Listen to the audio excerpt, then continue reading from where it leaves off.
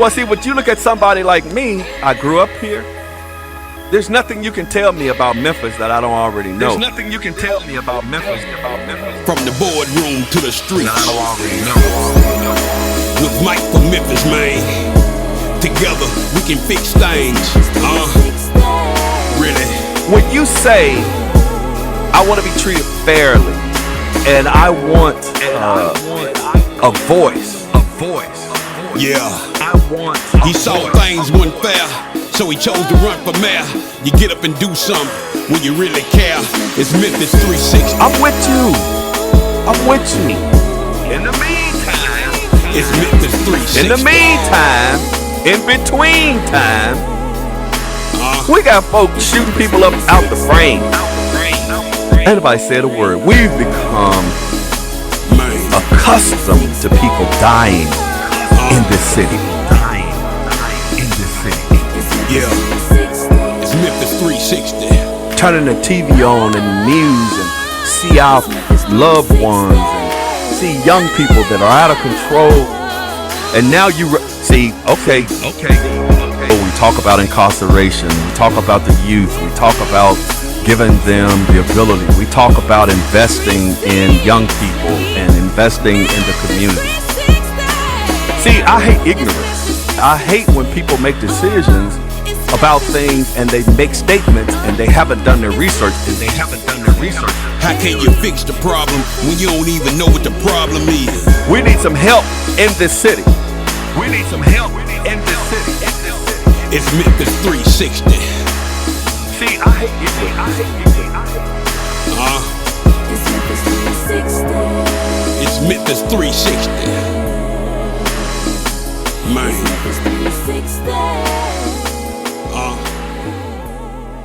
And good evening. We'd like to welcome you to another edition of Memphis 360, the television show that's unique in that we want to be able to go from the boardroom to the streets.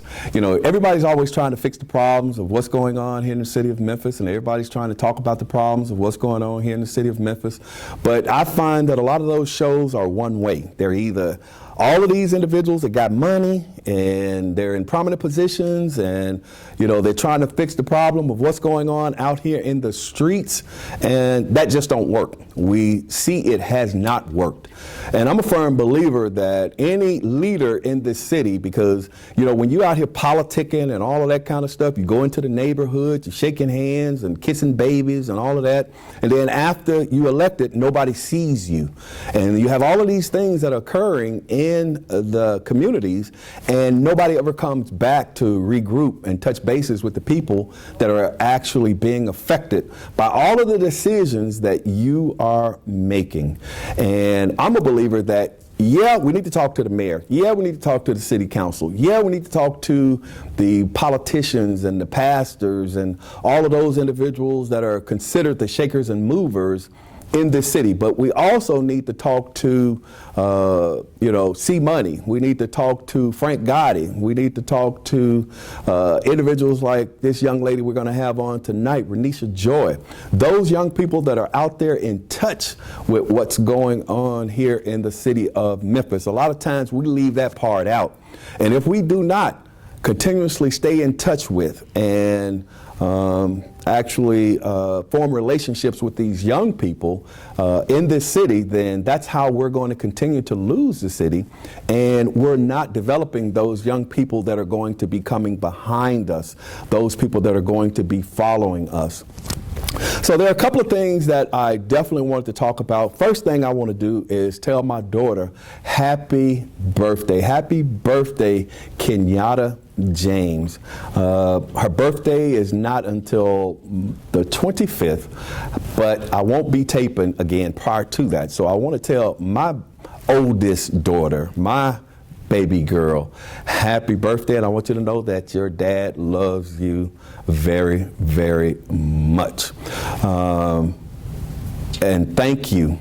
And I thank God for allowing me the ability to be your father. So y'all wish my baby a happy birthday on the 25th, okay? I got to figure out what it is I'm going to do to celebrate my baby's birthday. You know, there are a couple of things that happened. The first thing that I want to talk about in this segment real quick before we bring Miss Joy on, Renisha Joy. We had an officer that was killed today in the line of duty, unfortunately. The mayor said he was responding to a call, and I think it was about 2, 3 o'clock this morning. He was responding to a call, and some kind of way there was an accident. And in that accident, 2 people lost their lives. We definitely want to pray for the other individual, the citizen that lost their lives. I don't know what are the circumstances surrounding the accident, and I'm not trying to get into all of that. But we definitely want to pray for the citizen that lost their lives, and we also want to pray for the officer and his family that lost his life in the line of duty. I think the Memphis Police Association has a page up. The young man was 32 years old. He had been on the police department a little over a year, like a year and 8, 9 months or something to that effect. Young life gone already. And it's so unfortunate that things like this happen. But if you want to contribute, I think they're taking up a collection. It's Memphis Gives Back, and I think that that's the Memphis Police Association Foundation's page. And you, even though we can bring this officer back, you can definitely make sure that, I believe he has 2 children, 2 daughters, I believe. We can make sure that they know that we love them and that we're definitely going to try to continue to support them. Yeah, I see my baby on here. Yeah, what's up, Kenyatta? Oh, that's my baby, yeah. Anyway, the other thing that I want to talk about real quick before we get into the show with Miss Joy is also the Voters' Rights Act. In the Senate last night, they put the Voters' Rights Act up for a vote. I know you know the Voters' Rights Act of 1965, when I think it was Lyndon B. Johnson was trying to get it to whereas African Americans and people of color could actually vote. But even when they did that back then, it was not a permanent thing. I don't know why they didn't do it. I guess they were just trying to get it passed. It was not a permanent thing. So, you know, that's why it's so important that we definitely exercise our right to vote, because there are individuals that, believe it or not, don't want you to vote. There are all kinds of initiatives all across the country to make it harder for older people to vote, that's making it harder for convicted felons to vote, to make it harder for African Americans to vote, and people of color. So we got to be careful. And what just blows my mind is the Democrats actually control the Senate, and it was two Democratic senators last night that would not vote to allow these individuals to stall the filibuster. It was, the holdouts were Senator Kristen Sinema of Arizona and Joe Manchin of West Virginia. These two senators did not vote to go ahead on and pass the Voters' Rights Act. And I know I'm gonna lose a lot of probably Facebook friends because of this, and I get it, but you know, Mike Williams is Mike Williams. I've always been Mike Williams. I've always told everybody that, and I'm gonna be the way that I am. When the Republicans had control of the Senate, they did what they wanted to do. Whatever initiatives they wanted to put forth, that's what they did, you know. And I hate getting political, but it's kind of like, you know, when you talk about everybody's equal, when you talk about everybody should have the same rights, when you talk about I pay my taxes like everybody else pay their taxes. As a matter of fact, I pay more taxes than a lot of people. So I should be afforded the same opportunities. When your grandmother, your grandfathers, and there were people of all persuasions, black, white, Asian, Hispanic, Indian, what have you, that marched in the streets in the 60s. to be able to get the civil rights and the rights for all individuals. You know, I don't try to make it a black and white thing, because we could have never gotten President Obama elected if we did not have the cooperation of all races in this country, because African Americans only make up about 16%, if that much, in this country. So we definitely needed individuals of all persuasions that felt as though he was going to be a good candidate for president. And we got to stop looking at all of this. But there's still a lot of racist people in this country. And those are conversations that people don't like to have. And whether you believe it or not, there are a lot of racist people still in this country. And they hide behind the cloak of either I'm a Democrat, I'm a Republican. Then you have some people false flagging. And for those of you that don't know what false flagging is, you sit in the position, you act as though you're a Democrat, but you're not really a Democrat, and you don't have democratic principles. And I'm not saying all, and that's part of the problem, what's going on here in the city of Memphis. You have a lot of people that are false flagging. And I know a lot of people aren't going to like the fact that I said that. And that's why the elections that are coming up here in the city of Memphis and from henceforth are so important. I don't care if you claim to be a Democrat. I've told you numerous times, I voted for Democrats and I voted for Republicans. I have. I vote for the individual that represents my ideals, my logic. Those individuals that have proven themselves to be who they say they are, and not just because they're black. I'm not going to vote for you because you're black.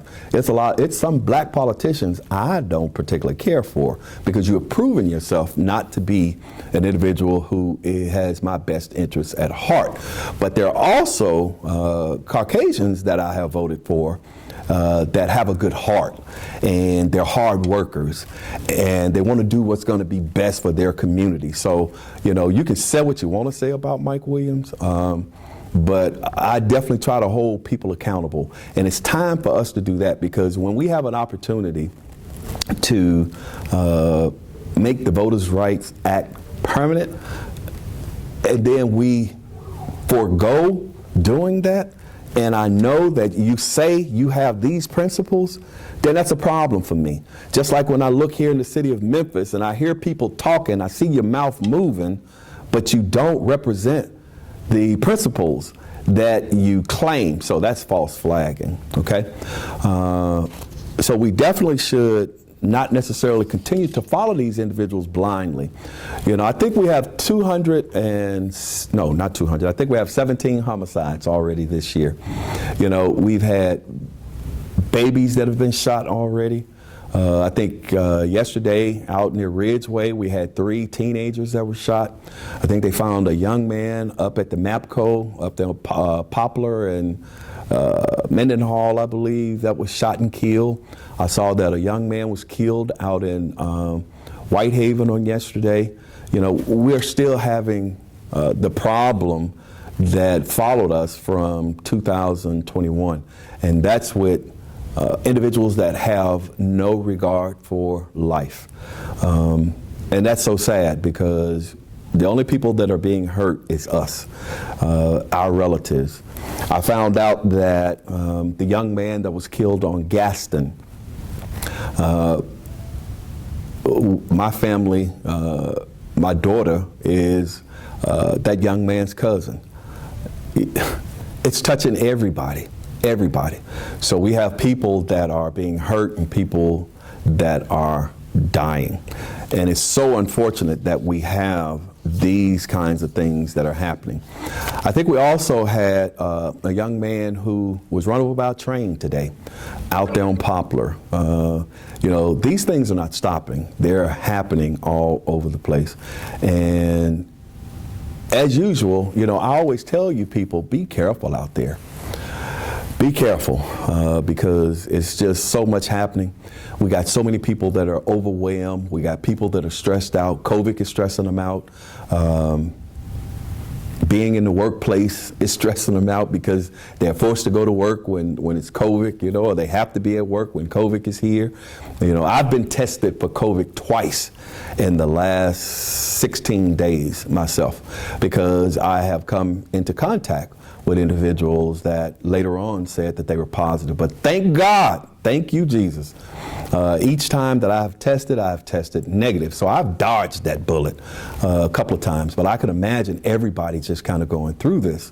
And, you know, it could get to be very stressful because some people have underlying conditions, some people, you know, are not as healthy, and it affects us in different ways. So be careful out there, be careful around people. You know, I'm not saying stop living. I have come to start to enjoy being at the house.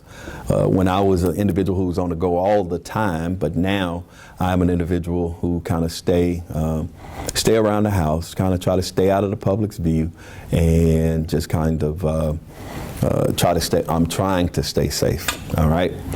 Okay. All right. The number to call is 244-6874, 244-6874. And we're going to go ahead on and get Miss Ronisha Joy of Joyride in the City.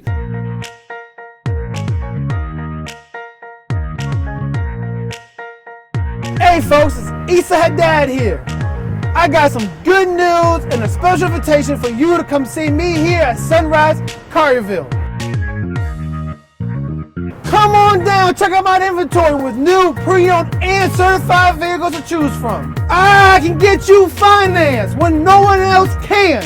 Come on by, bring your family. I treat you like family. Come see me, Issa, here at the #1 dealership in the Mid-South, 4605 Houston Levy Road, Sunrise Collierville. Come on down, check out my inventory with hundreds of vehicles to choose from, pre-owned, new, and certified. Good news from Sunrise Chevrolet. Get in your new vehicle today. Come on in, ask for Issa. Bankrupt, slow pay, bad credit, it's okay. Let Issa put you in your brand new truck or car today when you shop at Sunrise Chevrolet Collierville.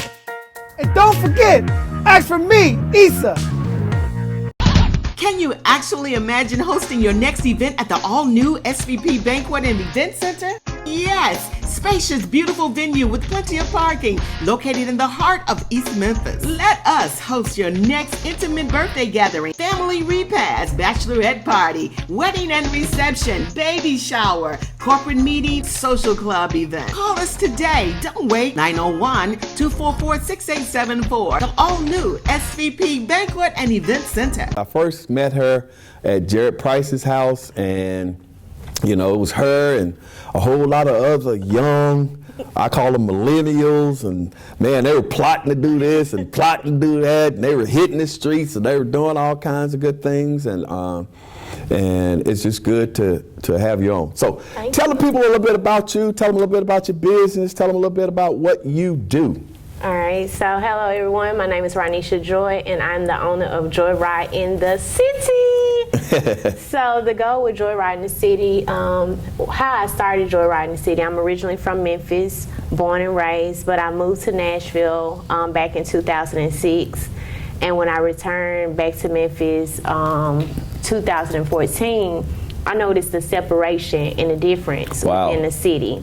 A lot of the people in Memphis don't work together, don't like to work together, just a negative energy. And the crime, I always seen more negative stuff on the news compared to what I was seeing in Nashville. Okay. And I just wanted to change the narrative of crime and nothing to do besides getting killed or going to the club. Okay. So I just felt like I could single-handedly change the narrative and show the positive side of Memphis, because Memphis do have great people, great things to do, but somebody needs to expose that. Okay. So that was my goal, to expose the positive side of Memphis. So you felt like the news captured too much of the negativity that's going on in this city. Right. That's how they promote the negative stuff. Okay. Yeah, but I noticed you grab your little backpack and you be, you know, I've seen you going up and down Main Street. I've seen you just out there in the community doing all kinds of wonderful things, promoting other people's businesses. What made you want to do that? Because it goes back to, like you said, we're not seeing the positive stuff. Okay. You know, all we do see is clubs. Everybody want to go out on Bill or, you know, all the nice spots. But what about the local businesses that are out there needing that exposure? So you promote like restaurants, events. Like we got great poetry, nice live music. Okay. Memphis is not just Beale Street. Okay. Memphis is Memphis, from Farley to Raleigh to North Memphis to Fraser to Whitehaven to Orange Mound. Wow. That's Memphis. Memphis is not just Beale Street and Elvis Presley. Okay. So we need to expand it, and that's what my brand do. Expand it. Okay. If people wanted to get in touch with you, how do they get in touch with you? They can follow me on all social media platforms, Joyride in the City. Contact phone number 901-842-2200. Also, like doing tours, driving people around to hang out. What? Yeah. You do tours too? Yeah, you can jump in the car with me. We can go take a tour, whatever you want to do. See, I didn't know that. Yeah, I just actually started doing it because I work with a lot of tourists. Okay. So the tourists come into town and they want to hang out with the locals. Okay. So I take them to local spots where locals are. So since you're Joyride in the City and you're on social media and people see you from all over because social media is far-reaching. Yeah. So people actually contact you and say, hey, look, I'm coming to Memphis. You know, I want to see what Memphis is really like, and you take them out there and show them the real Memphis. Yeah, and the first thing that people say is, we don't want to go on Beale Street. Oh, okay. They want to go where we at. They want to hang out where we are. They don't want to. And I just started a few days ago this thing where I do like a little tutorial. I'm gonna upload that video one day where I teach them certain slogans that Memphis people say, so they can kind of blend in. Yeah. So they don't look like a foreigner. Because, you know, a lot of times, and then it's according on where you go in Memphis. Yeah. I don't want to say different dialects, but it's according on where you go in Memphis, how people, you know, enunciate or people use slang words to, and the same word can mean different things. Right. You know what I mean? It's according on where you are and, in fact, who you are talking to. Now, let me ask you this. Joyride in the City, small business out here in the city of Memphis, promoting other small businesses, and I know you promote your girl. Who your girl? We're gonna send her a shout out real quick. Shout out to my friend Aisha Taylor, the owner of Purpose Driven Tees, the dopest t-shirt brand in the whole entire world. Her website is www.mightypdt.com. You know I learned that from. You gotta say it just like that. Hey, really?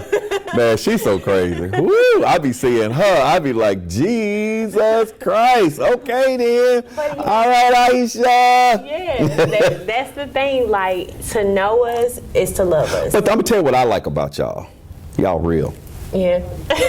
What you see is what you get. You know what I'm saying? I watch some of her videos, man, because she's a truck driver. She's out there in the truck doing her little thingy thing.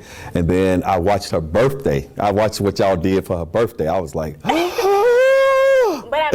I made sure friend was straight. You know, with my transportation, I had a driver. Right. So that is a good thing. It is. Make sure, and I do that for anybody. It is. You need to make sure you get home safe because too many DUIs. Yeah. You know, Uber and Lyft, you can't really trust them half the time with stuff that's going on. So I want people to be safe when they do. Yeah, like y'all had a wonderful time though, but I love her. I love her spirit. She's a free spirit. You're a free spirit. You know, y'all just kind of make it do what it do. You know, just having a good time and different things like that. So that's another thing I want to talk about. You know, we had the homicide of young Dolph, and I was actually down in the courts when they brought Mr. Johnson and Mr. Smith in. When they arraigned them, what have you. I just went down there. So in the streets, you know, and I don't want to get into no depth and no details and stuff like that. How has the young people in Memphis taken this? Well, from your perspective? From my perspective is, you know, we start with the retaliation, trying to be the detectives, be the police, because we had social media police, boy, all over the place. Yes, like you know, they went to school and had degrees. People come from nowhere. Yeah. But I think some people truly came from a good place because young Dolph was a person that was giving and was loved. Okay. And he loved people, so. people took that to heart. Like, why would you take a person's life that made a difference in the community? Right. And that's not just here in the city, but I feel like that's everywhere. But since we're here in the city of Memphis, we just hear about it and know about it because we live here. I do feel like with crime, it starts at home. Okay. You know, because back when I was growing up, if I did something wrong, my neighbor was able to say something. Wait a minute now, you ain't that old. You're not that old, man. I'm 40. What? Yeah, I'll be 39 this year. Oh, Yeah. okay. I'm thinking you're a lot younger. No. Okay. I was definitely thinking she was a lot younger. I thought she was like late 20s, early 30s, maybe. I'm a little childish, but no. My sense of humor. Well, maybe it's because of your free spirit. But you seem like you're a lot younger than that. But then a lot of people say I don't act 62 either, though. So, no, you don't. So you know, Yeah. so we trying to stay young and vibrant and juvenated and all of that kind of stuff, and stay in touch. I think it helps you to live longer. I think when you live, love, laugh. Look at Betty White. Woo, 99. Right. Man, 99. You know, and looked like the whole time she was working. You know, she was doing her thing. She was out there and, you know, bringing laughter to the world and different things like that. So so that was definitely a good thing. The number to call is 244-6874. We are live for those that are viewing us on Facebook.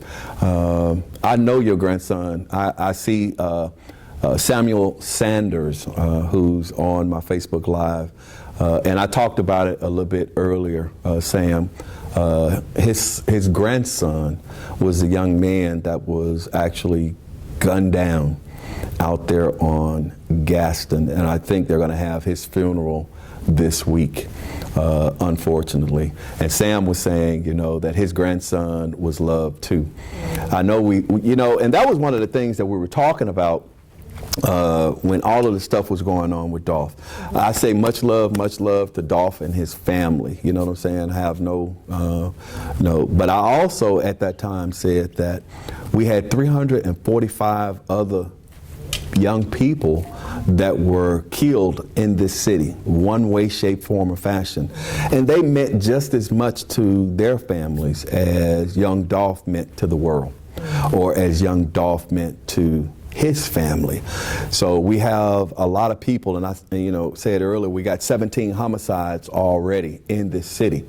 And being that we have 17 homicides already in this city, we're already starting the trend for 2022, whereas we have families that are grieving. We have families that their lives are not going to be the same forever because that individual is not going to be there. And they have to contend with the fact, like Sam, he lost his grandson, you know. My daughter lost her cousin, you know, so it's just a sad state of affairs, and it's touching families all across the city of Memphis. Let me ask you this. Do you think because of everything that's going on, like this incident, you had Sam's grandson that was killed, but you also had a 13-year-old little girl that was actually shot as well and hospitalized. Do you think the young people in this city are being traumatically affected or traumatized by all of the violence that's happening in this city? Or how do you think it's affecting them? Well, I honestly feel like they raise themselves, meaning that most parents put their children in front of a video game. Wow. And that video game has raised their children. Wow. Grand Theft Auto. Man, I remember everybody, that's a lot of people used to be against Grand Theft. We don't want, it's too violent, it's too this. So you think Grand Theft Auto? Grand Theft Auto raised the generation now. Wow. Like, if you look at everything that they're doing, go find a Grand Theft Auto game. But we're not going to blame Grand Theft Auto creators. We're going to blame the parents that allow their children to sit behind a video game all day, all night, without eating, drinking, or sleeping to raise their child, because guess what? Their child is quiet. That's no different from how we do the toddlers. I'm guilty. My nephew, Coco Melon, his first thing he yelled, put Coco Melon. Okay, go watch Coco Melon. Oh, wow. That's quiet time. You're right. So they're not really taking in what's real from fake because they're not taught. So they're not understanding the difference when you shoot a person on a video game. That's money. You're making money off that. Wow. And that's because that parent is not sitting there watching them play that video game. They're not getting a clear understanding of what that video game can do. I truly believe, I have a younger brother, them burnouts and stuff, I honestly feel like he learned that from the video game. Hey, what's burnout? When they be doing the smoke and stuff like that, they be, I don't know how they say. Oh, are you talking about in the car? Yeah. Oh, when they like shut down an intersection and they're doing it. Yeah. Okay, well, They do that on the video game. So you thinking that they got that from the video game? I'm saying the basis, because if they're starting to play these video games at 9 years old, right? Okay. If they're playing it from 9 until they get 20, 21. 16, 17, 18. Yeah, they're still playing it. Okay. Because that video game is getting better and better with time. Okay. So it's just one of those things of, like I said, the video games, the YouTubes are raising the children nowadays instead of the parents being hands-on, because we didn't have, the electronics wasn't just handed to us now. Okay. Like, going back to my nephew, he's 2, no, 3. He has an iPad, a tablet. He'll say, give me my tablet. You know, that's because that's what we're putting in front of them to sit and do all that. Technology. Technology. So, you know, I've always said that technology is going to be the demise of us. You know what I mean? It makes your job easier. It gives you access to a whole lot more. But at the same time, it has negative effects because now you don't learn socialization skills.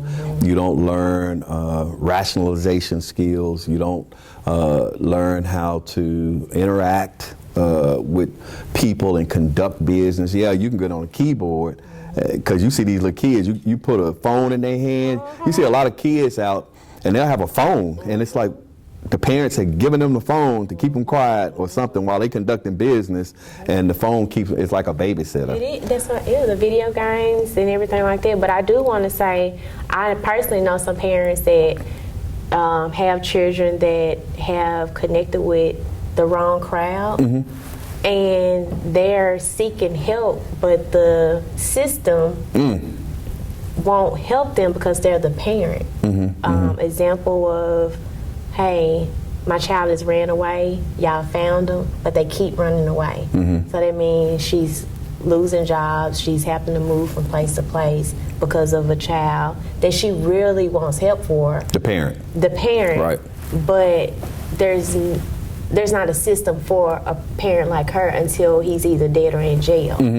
I've definitely had young people reach out to me, or ladies reach out to me when I was president of the Police Association. They wanted me to come and either speak with their kids or if there was a program or something that they could get their kids in. And I've had young ladies reach out to me on Facebook as well, even while I was doing the show, saying that, you know, there needs to be more activities for the children. One of the things that I think we had, and it was to our advantage because we didn't have the electronics, we spent more time outside. Oh, yes. You know, and we had to be creative. We played with string, we played with marbles, we played, you know, we'd take cardboard and slide down the hill, take an old big tire and roll up in it, you know. You had to be creative with your mind, which actually exercised your mind, and it also exercised you physically, because I'm also noticing that we're having a lot of young people that are dealing with obesity problems because they're not as active. They're kind of dormant, sitting, like you say, in front of the TV or in front of a computer or sitting with their laptops and different things like that. So how do we fix it? From a young person's perspective, how do we fix it? I know how I'd fix it, but how do we fix it? Well, you know, for the young person that legit, like you said for yourself, like they've just been set in front of electronic, their social skills are not there. So they're not thinking, they're thinking from an electronic standpoint, not being able to hold a conversation with you and express themselves. And another thing I feel, especially for the young black men, they're not able to express themselves because they're considered weak. Oh, wow. You know? Oh, wow. If they shed a tear, in this environment. Yeah. In this environment, you got to be hard. Yeah. Okay. So they're living behind a lot of mental issues or depression, just say they're grieving or going through things, who can they talk to? Well, that means they're internalizing a lot of this stuff, and in internalizing it, eventually it erupts, because now you have all of this inside you, and it leads to numerous other problems: rage, anger, and like you said, not being able to verbalize how you feel. But that's how come I was saying earlier, did you think a lot of this is having traumatic effects on children? And we have, and I continuously say it, and I hear Pastor Charlie Caswell out there in Fraser say it all the time. We have young people that have post-traumatic stress disorder. Because I'm going to tell you, even from my perspective, I've been in combat, real combat, as a soldier in the United States Army. And I will tell you, sometimes I feel like I'm in combat right here in the city of Memphis, because when you're in combat, you have this heightened awareness. You always got to be on point. Your endorphins kick in. Your body composition changes, and the chemical balances in your body changes, because you always got to be on point. And you know for a fact, in the city of Memphis, you always got to be on point, and you always have to be cognizant of everything that's going on around you. You don't think that's going to affect people? Just like I was talking earlier, you had 3 people shot at Ridgeway High School. Well, right off the campus of Ridgeway High School, at that little shopping complex over there. But you're always hearing about young people that are either getting shot at school, getting shot at school, guns being in the school, just all of these things. And you're not fully developed yet. And now you're dealing with all of these tense, extremely tense situations, you know what I mean? And that's going to have an effect on you. And I wish we could get the politicians in this city to understand that, we have to, at some point, say, okay, we did all this development downtown. We're doing all this stuff around the city. Now we got to stop and focus on the real issue in this city, and that's the people. Well, I feel like the city of Memphis and the government officials focus more on adults. They took away, like, Ed Rice Community Center. Yeah, we're going to revamp it, rebuild it. They haven't finished it yet? No, not yet. Okay. But the thing is, the parks, playgrounds, you're taking away anything that will give children things to do. The parents can't afford video games. So chances are, if they're at school talking about, oh, I was playing this video game, but that family can't afford that video game, that's setting up a depression, that's setting up anger, because they're probably getting teased at school. So what do you allow them to do? We're not leaving them anything to do outside. For the ones that could go outside and play, they don't have anywhere to play. Well, that's the difference, though. I can remember growing up, my mom was a single mother. And I can remember her coming to us at Christmas time saying, look, you ain't getting no toys for Christmas. I ain't got no money, you ain't getting no toys. You know what I'm saying? We're like, okay. So Christmas Day, we go play with everybody else's toys. You know what I mean? And you just kept pushing, whereas I see a lot of young people now, they can't push through that. It's like, what do you mean I ain't getting no toys for Christmas? Little John getting toys for Christmas. But back then, it was kind of like, okay, Ma, we had a clean house, we had food in the house, and everybody, did the best of their ability. It was expected you to go to school and learn, and that was your job, and don't bring no disrespect to this house, and you ain't getting no toys for Christmas. And by the way, ain't no Santa Claus, you know what I'm saying? And it was kind of like, okay. But social media wasn't available back then. That's true. So now in this day and age, it's social media. You're going to get teased. They're going to put on cell phones out, and people are going to talk about you. They're going to do a TikTok video. Yeah, and that affects children, because it's like you got 1 million people laughing at you because of what you don't have at home. People are so worried about likes, views, and shares now that they'll do anything. Wow. That's dangerous. Yes, it is. But that's what's going on. Yes, it is. And I see grown people like that. It's all about, and I promise you, I was thinking about this today, because I know, I don't have millions of viewers. I don't have hundreds of thousands of viewers. I don't even have tens of thousands of viewers. You know what I'm saying? And it's okay with me. Yeah. Because, those that, and like I tell people, I'm not finna be an individual who's gonna get on here and just say anything. I wanna get on here and bring knowledge to people.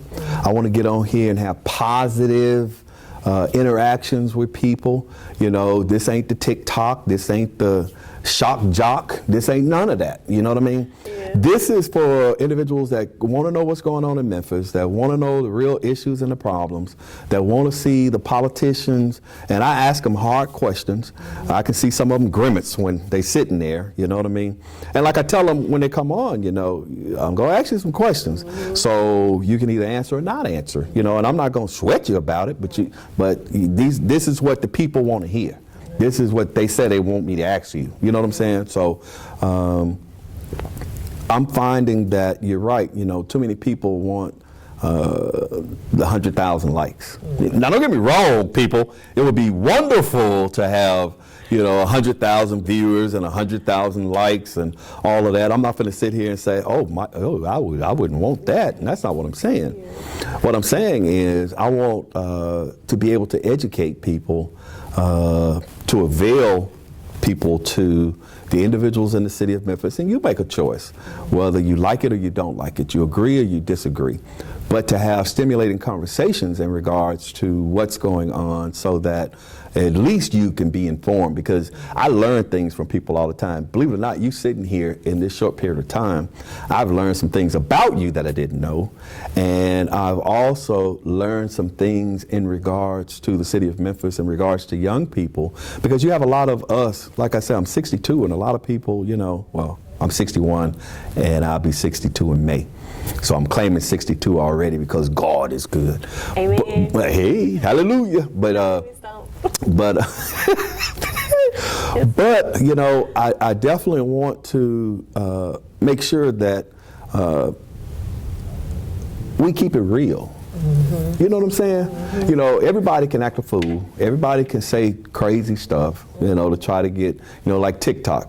I notice if you put something decent on TikTok, a lot of times you don't get a lot of views. Mm-hmm. But if you put something stupid on TikTok or something crazy on TikTok, or you doing something really, really wild on TikTok, or it's some news about something that's going on TikTok or Facebook or wherever, everybody all over it, and that's part of the problem, like you're saying, is that people will do anything. Mm-hmm. You see individuals that have just robbed something, or they done just shot something up, and even when I was the police, you could find them on Facebook. Mm-hmm. They'd be on Facebook in the car running from the police. Mm-hmm. Man, he know he ain't supposed to chase me. They have a no chase policy, and we be sitting back going, how they know we got a no chase policy, But I guess the PNP is public. I don't know. And they ain't supposed to be chasing, man. Throw the guns out. You know what I mean?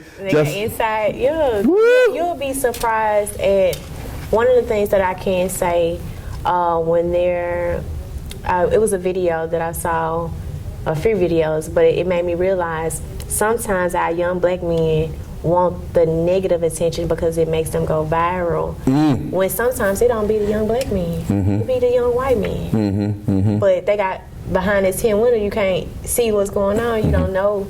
But that's just one of the things. But I always say, all you need is that one good viewer. Mm-hmm.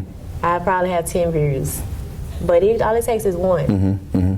And you never know what that can take you. Mm-hmm. But that, people want the right now money. Mm-hmm. They don't think about the longevity. Mm-hmm. And I also feel like when I was growing up, the church was more involved. What are you trying to say about the churches now?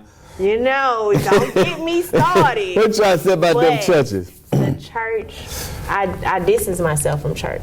I agree. Because we're going to go biblical, because I'm going to tell you that's why. I learned the Bible for myself. So once I learned the Bible for myself and I read for myself, I gained knowledge and understanding for myself that if Jesus walked the land and preached the word of God to the people, why are we behind four walls? We supposed to be taking care of our community. He went in the temple and tore it up.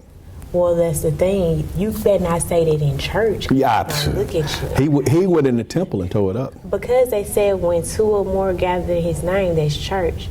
And we are being brainwashed and programmed to just pay that 10% tithes and offerings. Stop. And you look out for, I think another thing was when I hear people that can't afford their tithes and offering and they're going through a crisis, they can't even go to their pastor. Oh, wow. They look at the tithe and offering report before they're able to get a meeting with their pastor. Wow. So that's another hidden issue that they're running to the leaders of the church and they worship them more than they really worship God. You know, and I'm going to tell you, I have spoken on this on several occasions. I don't have anything against churches. I don't have anything against churches. But I have told a lot of ministers and pastors that you have to find a way to actually, number one, be able to reach these young people, okay? Remain with doctrine, however, some traditions have to change. You know, in the South, you got like hoopers, what they call hoopers. And the Lord said, if I be lifted, I'll draw. You know, and I found a lot of young people, they look at them like, what this clown doing? You know what I'm saying? And don't get me wrong, I know the older generation, you know, that's what they came up on and that's what they're used to.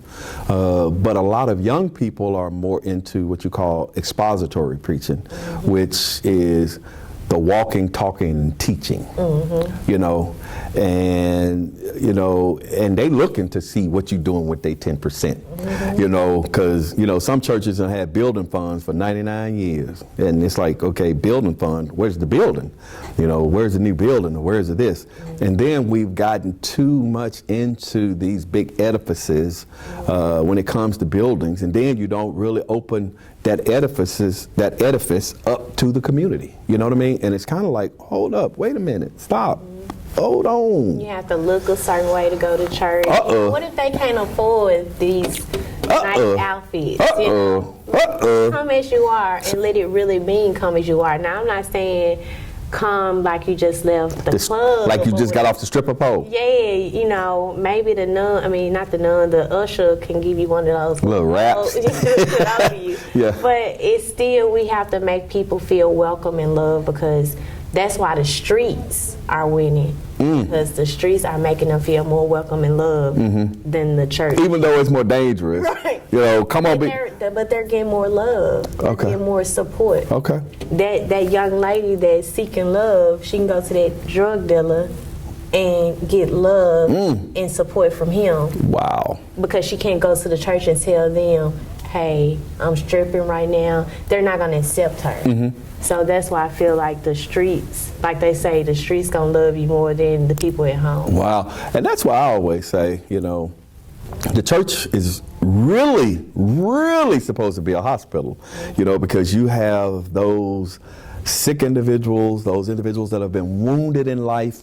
You know, you may have been in a bad relationship and dude may have dogged you out, or you may be a dude and you may be in a bad relationship, you know, and girl dogged you out, broke your little heart. Because, you know, y'all are normally the first ones to break our hearts. You know that, right? Yeah. You ever had a relationship with a younger guy? A younger guy? Yeah. Not younger, but probably a few years younger than me. But most of the time, well, I was married for like 12 years. I got married at 19. A lot of people don't know. I didn't know that. Yeah, that's a secret. Whoa, that's a secret. But they started from church because, you know, you're supposed to. Oh, Lord. You was in that church thing, huh? You one of the little church girls. It was. So it's like when I got married, it's just like, okay, you did everything you were supposed to do. Okay. And when I decided to leave my relationship, my church hurt came from the pastor, which was a female, that asked me, well, why you call the police on him? It ain't, you know, and I'm like, you look at my face and you look at my injuries, why shouldn't I? Wow. So I was put down because I decided to take my life back Wow. Police together. So she was trying to encourage you to stay in the relationship and not prosecute him and all of this kind of stuff, even though she knew it was, I'm just assuming, a volatile relationship? She came over to the house. Wow, wow. And I did press charges on him, but the state picked it up because they said, like, once your injuries and Right. So they pressed forward to pressing charges on him. Okay. And went forward for that. But that was like one of those reality checks where, you know, it's like, dog, what do y'all really care about? Y'all don't really care about me. But again, I've been to some churches where I really do love going and enjoying, but I just feel like we need to figure out, like, we're going back to the youth. I want to do so much stuff, like working on trying to raise money. I'm getting ready to start marketing some products to raise money where I can get like a shuttle bus. I want to be able to take kids on trips. The adults are grown, the adults are adults, but we need to do more for the youth. And we definitely need to catch them younger. You know, a lot of these 15, 16, 17, 18-year-olds that are out here and they're deep in the middle of whatever they're in the middle of, at the trap house, you know, whatever. You know, it's going to be kind of hard to turn them around. You know, they're going to have to run into that brick wall, a lot of them. But these young ones that are coming up that are seeing them, and because they may have a little knot of money or, you know, they got a little bling, these young people are starting to idolize them, and they're starting to seek that type of lifestyle because all they see, the young people, is them out there in the streets rolling, trying to be a baller or whatever, but they don't get to see the heartache and pain a lot of times that come along with it, you know, in that we got a lot of young boys that are incarcerated. You know, we got a lot of young boys that are in the graveyard. We have a lot of young boys that, you know, that are losing their lives in that, in their minds. You know, I've seen a lot more younger people that are out here that have psychological problems too. I'm starting to see that, whereas they're homeless, young people, you know what I mean? And, you know, when I was coming up, you didn't see that. You didn't see a lot of young homeless people. Well, not here in the city of Memphis. Do we question, are they homeless by force or by choice? Well, see, in either way, you know what I mean? It's some people that rather live off the land than to pay bills. I'm finding you young people are, and even a little younger than you, y'all have some strange ideas though. I'm finding. And I learned that, like, I don't want to disclose where a person lives, but they are actually living nice. I'm kind of jealous. They got a riverfront and everything like that. They got a what? Riverfront? Oh, yeah. Okay. And it's one of those things where he said he'd rather just live off the land.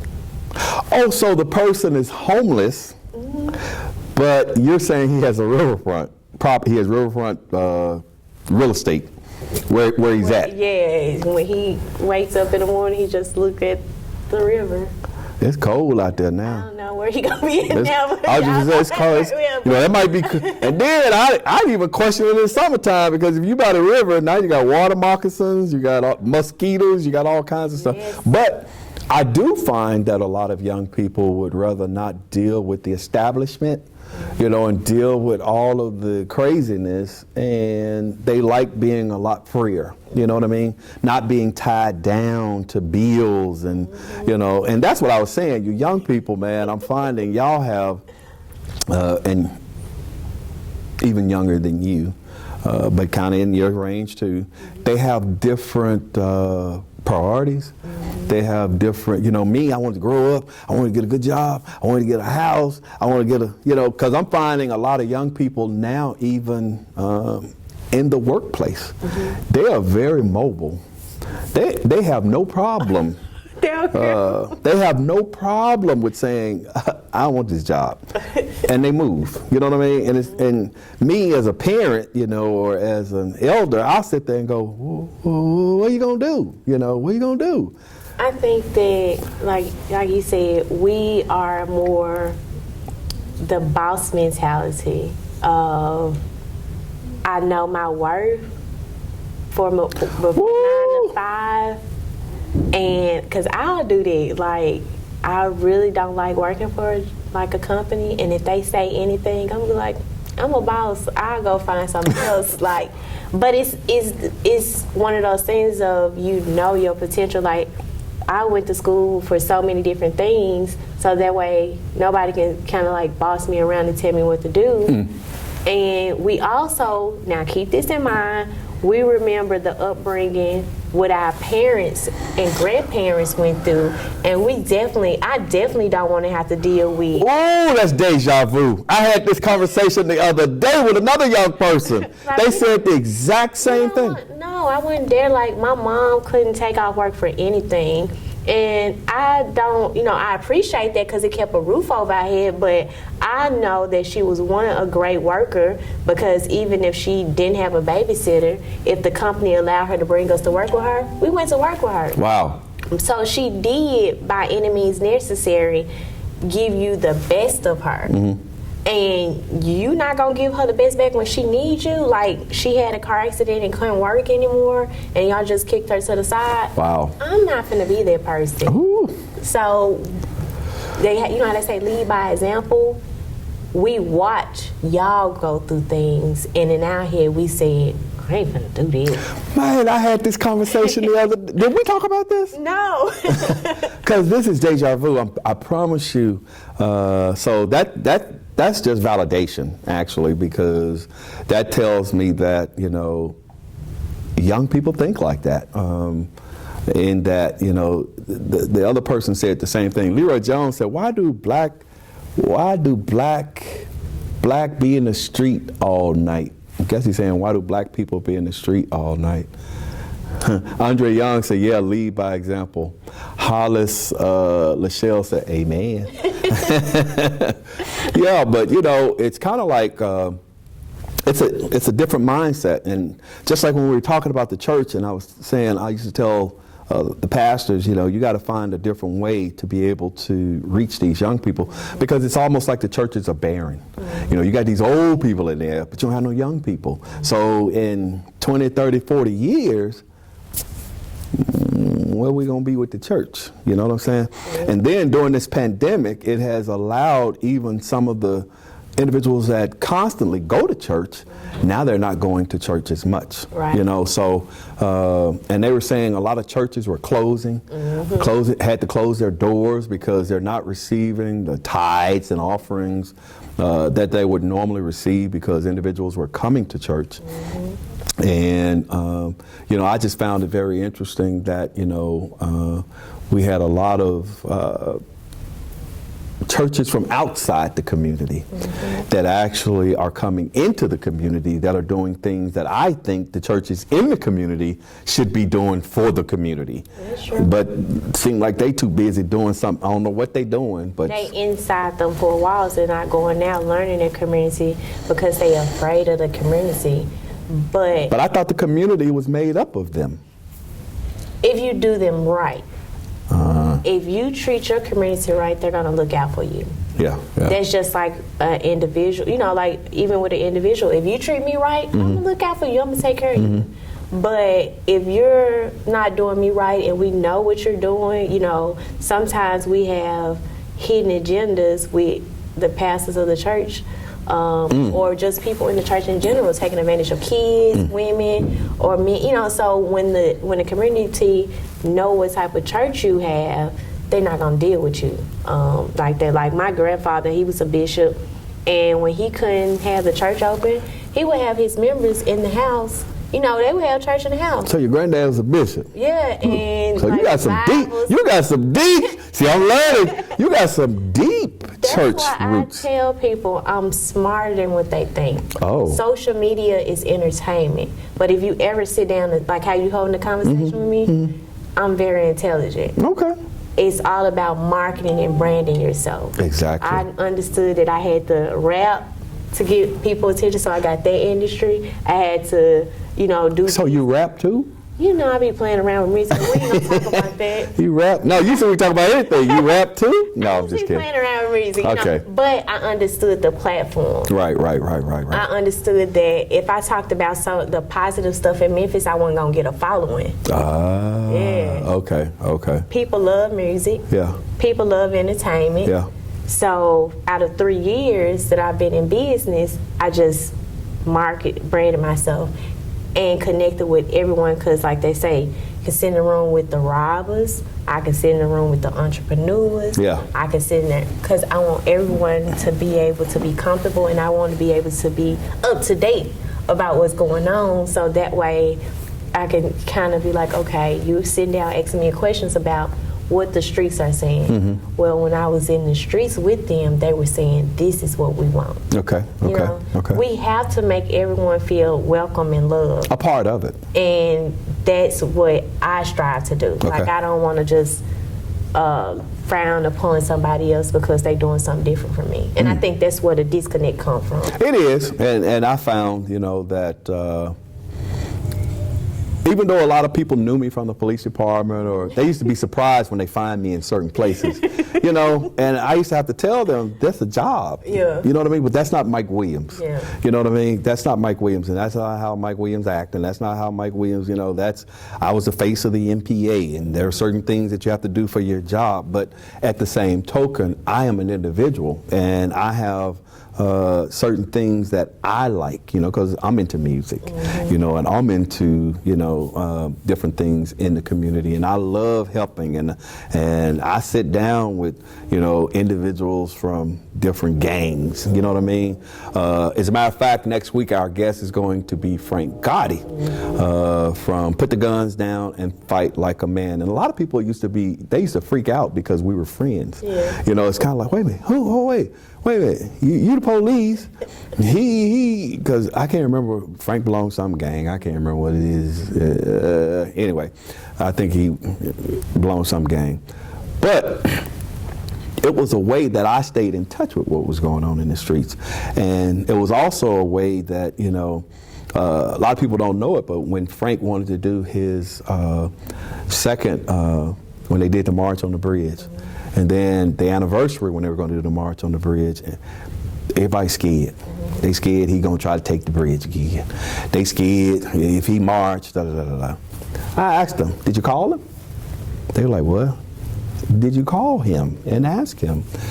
I said, hold on. Picked up my phone, called Frank. Frank, I'm sitting in Director Rollins' office. I said, Frank, you finna do a march?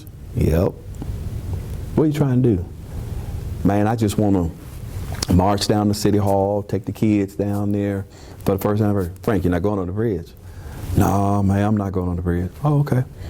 Director, can I set up a meeting between you and Frank? And they allowed Frank to do the march, but everybody was freaking, the mayor, and everybody. I'm like, did you call him? Yeah. Y'all were together over here, Great Armani. Everybody had all these plans about what was going to happen, to get everybody off the bridge, but nobody followed through on anything. And that was part of the problem. Lack of communications mess up a lot of things. Well, that and trust. Yeah, definitely. That and trust. If I can't do it, I'm going to tell you I can't do it. If I can do it, I'm going to tell you I'm going to do it. If I don't want to do it, I'm going to tell you, I ain't finna do that, man. I ain't going to be able to do that. That's a little too much for a brother. You know what I'm saying?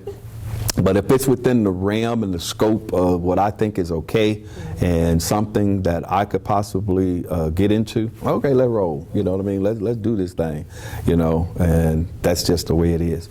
So we talked about the young people. We talked about the death of young Dolph and how it's affecting individuals and in the streets and different things like that. If you could do anything right now to make Memphis better, what would you do? What I'm doing now. Okay.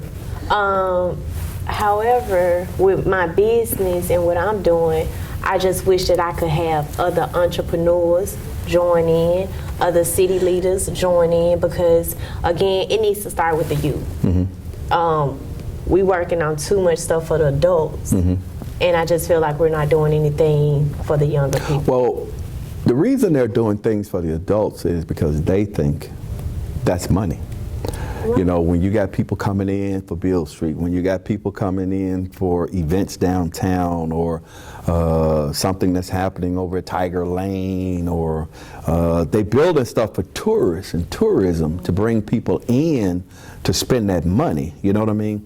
But what they fail to realize, and Aisha just said, hey y'all, my friend is gorgeous and you're fresh, thank you so much. And she also said, that's the power of building relationships. But she always talked about that anyway.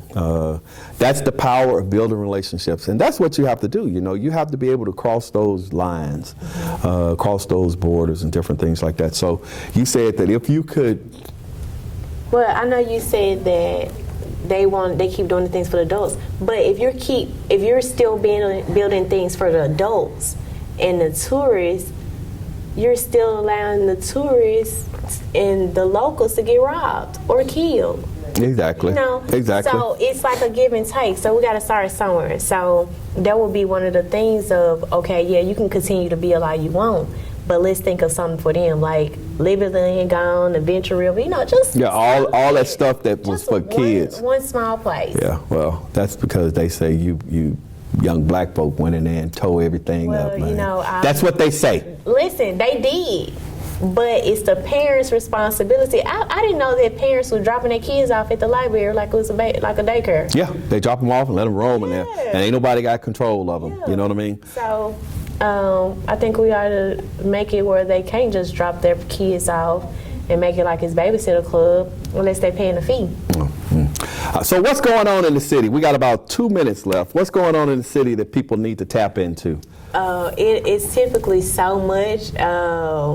Only thing I can tell them is make sure they follow my page, and I can just keep them up to date. And what's your page again? Joyride in the City, and it's spelled exactly how it sounds: JOYRIDEINTHECITY, and it's on all social media platforms. Joyride in the City.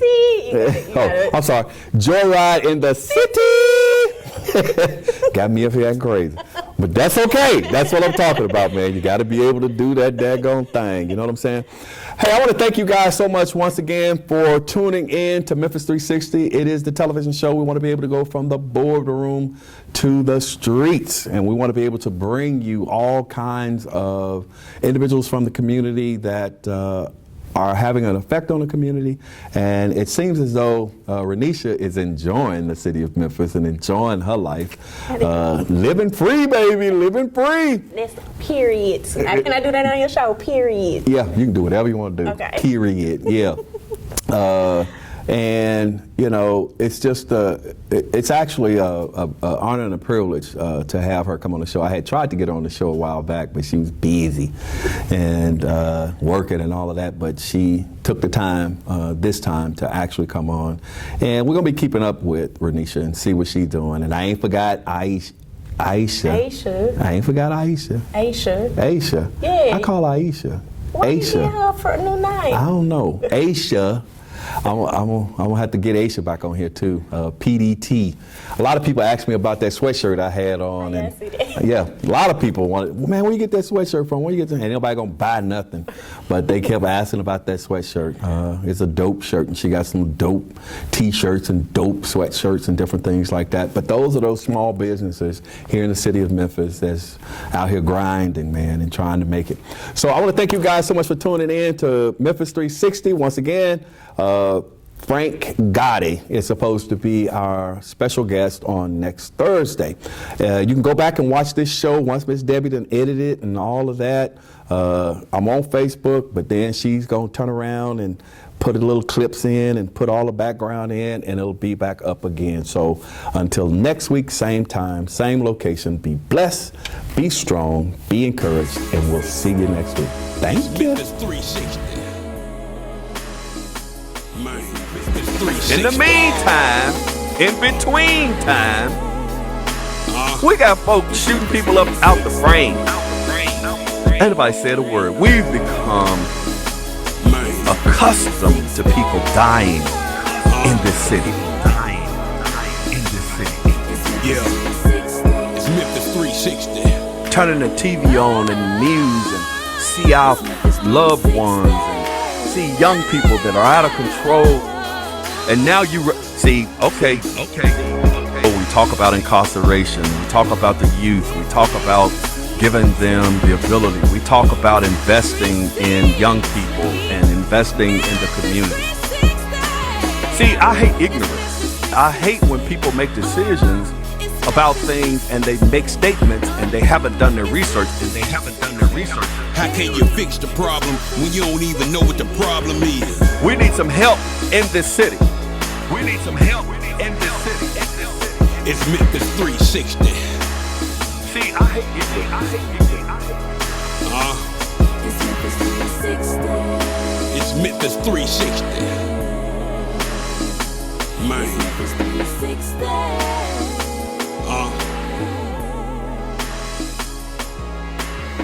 This is an SVP Media Production. We're going